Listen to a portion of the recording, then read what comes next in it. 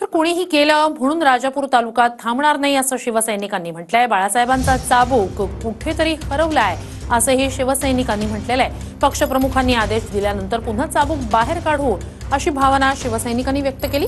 फुटणाऱ्यांना चाबकाचे फटके द्यायला आम्ही कमी पडणार नाही असंही शिवसैनिकांनी म्हटलंय। मी माझ्या परटवली गावामध्ये पाहिलं की एक हौशेनौशे 4 लोक गेले। ठीक आहे, राजापूर तालुका थांबणार नाही। एकनिष्ठ असणारे तुमच्यासारखे आमच्यासारखे सर्व शिवसैनिक हे आता तापून उठण्याची गरज आहे। बाकी आम्हाला असा आदेश कोणाकडून तरी आला पाहिजे ना की जावा आणि फोडा द्या, फोडा द्या, फोडा त्यांच्या गाड्या। नाही काय झालं, बाळासाहेबांचा चाबूक कुठेतरी हरवलाय हो।